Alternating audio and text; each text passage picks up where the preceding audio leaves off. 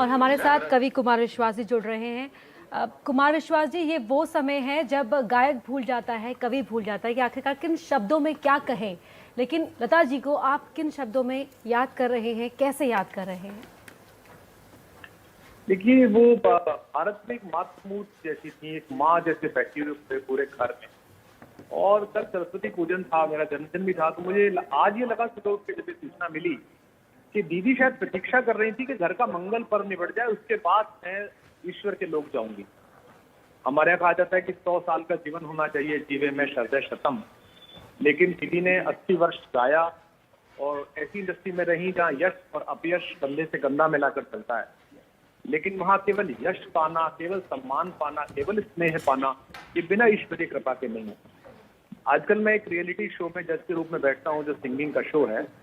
तो मुझे अब समझ में आता है कि सरल रेखा खींचना कितना कठिन है। दीदी ने जिस तरह स्वर को नीचे से ऊपर तक ले जाकर छोड़ा, ऊपर से नीचे ले जाकर छोड़ा, ये बहुत ही मुश्किल काम था और ये केवल साधना से आ सकता था। उनके पिताजी दीनानाथ मंगेशकर जी उनको इशारा का एक सुर पकड़ा के जाते थे और कहते थे मैं बाजार होके आ रहा हूँ। 2-2.5 घंटे बाद जब वो घूम के आते थे तो दीदी का स्वर वहीं मिलता था जहाँ पिताजी छोड़ कर गए। और एक खास बात मैं सारे अभी गायकों को सुन के बोलता हूँ, जब उनका पहली बार अनिल विश्वास जी ने दिलीप साहब से करवाया ट्रेन में कि दिलीप भाई, ये एक लड़की है लता और ये बहुत अच्छा गाती है, हम इसे ले रहे हैं। तो उन्होंने कहा कहाँ की हो? तो उन्होंने बताया कि यही महाराष्ट्र की हूँ। तो हंसते हुए दिलीप साहब ने ये कह दिया था कि मराठी लोगों की उर्दू हिंदी जो है वो दाल चावल टाइप होती है। इतनी गंभीरता से दीदी ने इस बात को लिया कि 6 महीने मौलवी बुलाकर उर्दू सीखी। और आप देखिए तलफ्फुज उनका, देखिए अगर वो बेखबर बोलती हैं तो खबर के नीचे का नुक्ता बोलता है। चाहे वो मराठी में गाएं, चाहे वो भोजपुरी में, मैंने उनकी लोरियां सुनी, आपने भी सुनी होगी।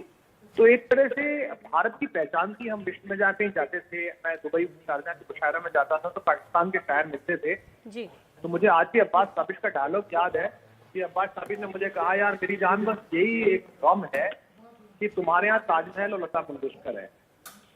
तो ये एक रहा का विषय। और अभी मैं फवाद चौधरी का ट्वीट देख रहा था, जो वहाँ के इंफॉर्मेशन ब्रॉडकास्टिंग मिनिस्टर हैं। उन्होंने कहा कि युद्ध का समाप्ति का समय हुआ है ये, और पूरी आवाज हमारे एशिया की खामोश हुई है। तो ऐसा मुश्किल मिलता है किसी को सम्मान। वो भारत का प्रतीक शास्त्र थी, भारत का एक प्रतीक कम हुआ है। लेकिन आज 6:30 बजे के बाद वो शरीर तो पंचतत्व में चला जाएगा, लेकिन हम में से कोई संतति में ऐसा व्यक्ति नहीं होगा भारत में हजारों साल तक जिसका बचपन की लोरियों में न गूंजे, जिनकी जवानी उनकी गानों में न। कुमार जी, क्योंकि हम उनके जीवन को सेलिब्रेट कर रहे हैं, उनके गीतों के जरिए उन्हें श्रद्धांजलि दे रहे हैं, कोई ऐसा आपका पसंदीदा गीत? देखिए, लता दीदी की फहरिस्त बहुत बड़ी है। मेरे खुद के आईफोन में लगभग 2-3 घंटे की लता दीदी अलग हैं, जो यात्राओं में लंबी में सुनी जाती हैं। उनका बैक कैट में गाना था, बहुत कम चर्चित हुआ। और मैं जब उनसे मिला तो मैंने उनसे कहा, बड़ी हटीस बात है कि मैं एक चीज याद रह गया, मैं तुम्ही से पूछती हूँ मुझे तुमसे प्यार क्यों है। और अब सबसे बड़ी बात आश्चर्य करती है कि 91-92 की उम्र में सोशल मीडिया पर इतना जागृत रहना।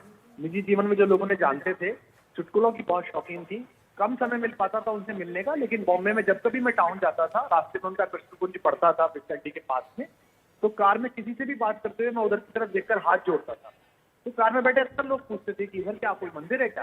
तो मैं कहता था इधर हमारी ईश्वरों की माँ का मंदिर है, इधर लता दीदी रहती हैं। तो निजी रूप से एक, और मेरे को बड़ा दुख रहा, मेरा कोई गीत उन्होंने नहीं गाया।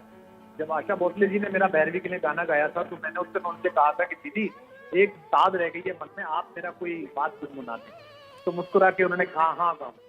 तो इसका मतलब अभी तक वो गा रही थी, अभी तक फॉर्म में थी। एक ऐसा 7 दशक 8 दशक गाते रहे, ये भी शायद विश्व में किसी पे नहीं हुआ होगा जो माता सरस्वती ने उनको वरदान दिया।